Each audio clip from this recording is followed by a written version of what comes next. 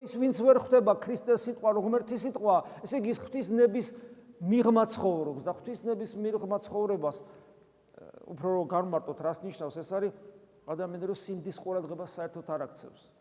სულ გვეშლება ჩვენ სინდისთან დაკავშირებით, მაგრამ არსებობს სინდისთან პერიოდული კონფლიქტები და არსებობს უსინდისობაც. აი თუ ადამიანი უსინდისოდ ცხოვრობს, თურმე მას ეს გარეგნულ ცხოვრების წესზე დამოკიდებული არ არის. ადამიანი შეიძლება ცოდავდეს და სინდისი აწუხებდეს.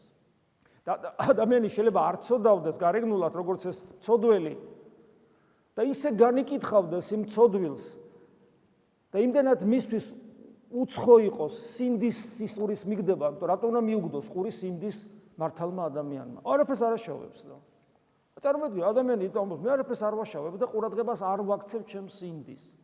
და მეორე ავაზაკია შეიძლება ცუდად ცხოვროს, ცუდად იქცევა. და ის იტანჯება სინდისის გამო, ვერ ერევა ცოდვას, მაგრამ სინდისი ტანჯავს.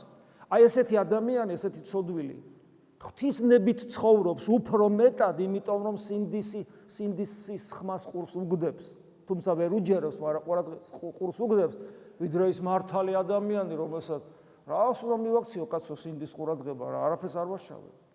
გესმით, აქაც კი რთულია გაიგო, როგორ შეაფასო უცება ეს სიტყვები უფლისა, რომ ვინც ღვთისნების მიხედვით ცხოვრობს. რა არის ღვთისნების მიხედვით ცხოვრება ადამიანისათვის, რომელიც მით უმეტეს ეკლესიის გარეთ არის. და ერთ-ერთი მაგალითი გითხარით და სახარება გვაძლევს ამის მაგალითს.